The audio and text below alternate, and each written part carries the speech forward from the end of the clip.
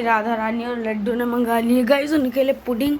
तो गाइस देखिए येलो है लड्डू की और गाइस ऑरेंज है राधा रानी की, आप देख सकते हो। गाइस ये पुडिंग ये खा रहे हैं। गंदी चीज़ें खाते हो आप लोग, है ना। तो गाइस ये रहे दोनों बैठे हुए हैं। तो अब मैं अभी आया हूँ अपने आई का चेकअप करवा कर, तो उन्होंने कहा कि ठीक है पर थोड़ा और रिकवर होने में थोड़ा टाइम लगेगा। तो गाइस मिलता है आपको थोड़ी देर में। Everyone welcome back to my new blog. कैसे हैं आप सब लोग? Hope you all will be absolutely fine guys. Radhe Radhe, जय माता दी ऑल्सो। गाइस आज का व्लॉग होने वाला है बहुत ही अच्छा, क्योंकि मैं आपके लिए लेके आई हूँ एक बहुत ही अच्छी सी स्टोरी, क्योंकि बहुत दिनों से हमने स्टोरी नहीं मैंने सुनाई थी आपको। सो गाइस इस स्टोरी में मैं आपको बताने जा रही हूँ पुरुषोत्तम मास की कहानी। सो गाइस ये पुरुषोत्तम मास चल रहा है जो कि बहुत ही इम्पॉर्टेंट होता है। भगवान विष्णु की पूजा की जाती है इसमें। साथ ही अधिक मास लगे हुए हैं, आपको पता ही है 2 महीने जो सावन के चल रहे हैं। सो गाइस बहुत ही प्रीशियस डेज है ये हम लोगों के लिए। जितना हो सके इसमें हम अपनी मनोकामना पूर्ण कर सकते हैं, भगवान जी की पूजा कर सकते हैं गाइस। तो गाइस अधिक मास की कहानी जो है पुरुषोत्तम मास की जो कहानी है वो कुछ इस प्रकार है कि एक बार एक बुढ़िया होती है, बहुत ही मतलब डिवोटी होती है वो भगवान विष्णु की।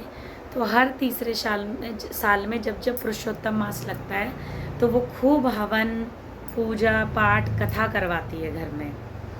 तो एक बार क्या होता है, उसका बेटा उससे बोलता है अपनी बहू मतलब बीवी के साथ कि माँ तू इतना ज़्यादा पूजा पाठ करती है, क्या फल मिल रहा है तेरे को? ना तो हमारी 5 साल हो गए हैं शादी को, कोई संतान है, ना ही मेरी अच्छी नौकरी है, तो क्या फ़ायदा आपको पूजा पाठ का? मतलब क्यों करती हो आप? मतलब उसे बातें सुनाने लग जाते हैं। तो वो क्या करती है, जाती है, वो कहती है ठीक है आज से मैं पहले अपने पुरुषोत्तम जी से यानी भगवान विष्णु नारायण से पूछ कर आऊँगी कि ऐसा क्यों है। मैं आपकी इतनी पूजा पाठ कर रही हूँ, उसके बावजूद भी मुझे फल नहीं मिल रहा है, मेरे बच्चे परेशान हैं। तो गाइज़ वो निकल जाती है घर से कि मैं पूछने जा रही हूँ। अब जाती है, रास्ते में एक कोढ़ी मिलता है जो कि पेड़ के नीचे बैठा रहता है। सो गाइज़ रास्ते में एक कोढ़ी मिलता है जो कि पेड़ के नीचे बैठा हुआ होता है। तो वो बोलता है बहन बहन कहाँ जा रही हो तुम? तो वो बोलती है कि भैया मैं पुरुषोत्तम मास जो है, पुरुषोत्तम मास चल रहा है तो पुरुषोत्तम जी को, भगवान पुरुषोत्तम जी को ढूंढने जा रही हूँ, उनसे पूछने जा रही हूँ कि मेरी मनोकामना कब पूरी होगी। तो वो बोलता है कि बहन मैं भी बहुत ज़्यादा परेशान हूँ, बचपन से मैं एक कोढ़ से परेशान हूँ। तो आप बताइए कि मुझे मतलब आप उनसे पूछिएगा कि मुझे ये कोढ़ क्यों हुआ है। तो वो कहते हैं ठीक है भैया मैं मिलूँगी तो ज़रूर पूछूँगी। फिर थोड़ा आगे जाती है तो एक सांप मिलता है, वो सांप उसे डसने के लिए आता है।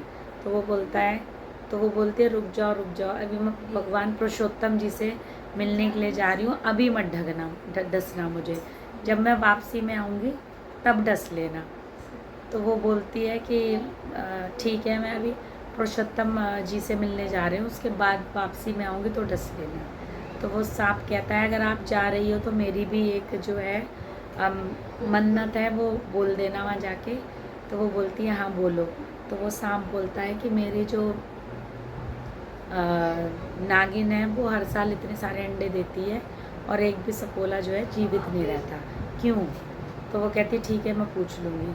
फिर थोड़ा आगे जाती है, वहाँ पे एक कुम्हार मिलता है। तो कुम्हार मियाँ बीवी होते हैं, वो बोलते हैं कहाँ जा रही हो? कहती है भगवान पुरुषोत्तम जी से मिलने जा रही हूँ, मेरे घर में बड़ी प्रॉब्लम्स है तो मैं पूछने जा रही हूँ कि भाई मैं तुम्हारी पूजा करती हूँ इतनी, तो क्यों नहीं मेरी प्रॉब्लम सॉल्व हो रही है। तो वो कहते हैं जब आप जा ही रही हो तो हमारी भी अर्जी लगा देना कि हमारे घड़े जो है हम बनाते हैं वो चटक जाते हैं, ढंग से बनते ही नहीं हैं घड़े। तो कहती है ठीक है। फिर आगे चलती जाती एक साधु मिलता है। तो कहती है सुनो सुनो बहन कहाँ से आई हो और कहाँ जा रही हो और किस लिए तुम आगे भक्ति चली जा रही हो? तो वो बोलती है साधु जी मैं पुरुषोत्तम भगवान के दर्शन करना चाहती हूँ और मैं उनसे मिलने जा रही हूँ, उनसे अपने जितने भी सवाल हैं उनका सबका जवाब लूँगी, तो मैं वहीं जा रही हूँ। तो जो साधु होते हैं वो बोलते हैं क्या तुम्हें लगता है कि इतना आसान है भगवान से मिलना? इतना आसान नहीं है भगवान से मिलना। भगवान से मिलने के लिए बहुत ज़्यादा तप, हवन, पूजा, पता नहीं पाठ क्या क्या करना पड़ता है जब जाके आप भगवान से मिल सकते हो। वो कहती है ऐसा कुछ नहीं है, भगवान भाव के भूखे होते हैं, अगर सच्चा भक्त भी भगवान को पुकारे तो वो उनसे भी मिल लेते हैं, ऐसा कुछ नहीं है।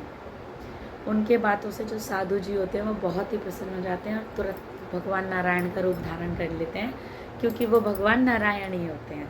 उन्हें पता होता है कि मेरी जो भक्त है वो मुझे ढूंढती हुई यहाँ आ रही है, तो वो बहुत खुश हो जाती है, उनके चरणों में गिर जाती है, कहती है कि प्रभु आपसे मिलने के लिए तो मैं मतलब तड़प गई थी, और मेरे बहू बेटे मुझे इतनी बातें सुना रहे हैं कि मैं आपकी पूजा करती हूँ फिर भी मुझे मतलब फल नहीं मिलता, मेरे पोता नहीं हुआ, मेरे 5 साल हो गए बहू और लड़के की शादी को, और नौकरी नहीं लगी मेरे बेटे की, घर में बहुत प्रॉब्लम्स हैं।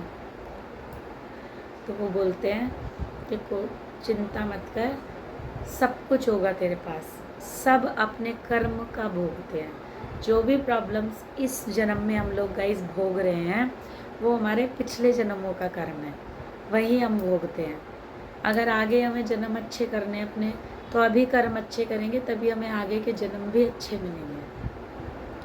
तो वो बोलती है कि ठीक है भगवान जी, आपने मेरी तो दुविधा दूर कर दी, क्योंकि वो उसे आशीर्वाद देते हैं कि जाओ आज से तुम्हें कोई प्रॉब्लम नहीं होगी। पर वो क्या एक कोढ़ी के बारे में बताती है कि कोढ़ी मिला था, वो मुझसे ऐसे ऐसे कह रहा था। तो वो बोलते हैं कि उसको कोढ़ी जो है वो भी अपने कर्मों का फल भोग रहा है। पिछले जन्म में वो एक राजा था और प्रजा को बेफालतू में मारता था और कारागार में डाल देता था, तो वो लोग तड़प तड़प के मर जाते थे। उसी की हाय लगी है उसको कोढ़ी को, इसीलिए वो इस जन्म में कोढ़ी बना। कहती है अच्छा, कहते हैं फिर भी तुम अगर उसकी अर्जी लेके आई हो तो मेरे चरणों की धूल ले जाओ और उसकी लगा देना, वो एकदम ठीक हो जाएगा। कहते ठीक है। फिर सांप की अर्जी बताते हैं, तो कहते हैं वो सांप भी पिछले जन्म में उसने बहुत बुरे कर्म करे हैं, इसलिए बच्चों को मारा पीटा उसने बहुत पिछले जन्म में किसी के, इसी वजह से इस जन्म में उसके बच्चे जीवित नहीं रहते, तो ये भी उसको श्राप है पिछले जन्म का। कहते हैं फिर भी अगर तुम उसके लिए अर्जी लेके आई हो तो यही चरणों के धूल ले जाओ और उसको दे देना, कहना सब ठीक हो जाएगा। फिर कुम्हार की अर्जी बताती है, तो कुम्हार की अर्जी के लिए भी वो चरणों के धूल बोलते हैं, कहते हैं सब ठीक हो जाएगा जाओ। जब वो वापस आती है तो रास्ते में कुम्हार मिलता है, उसको भी चरणों की धूल दे देती है, पुरुषोत्तम जी की, भगवान विष्णु की, सांप को भी दे देती है और कुम्हार को, उस कोढ़ी को भी दे देती है। अपने साथ साथ उन तीनों जनों का भला कर देती है वो।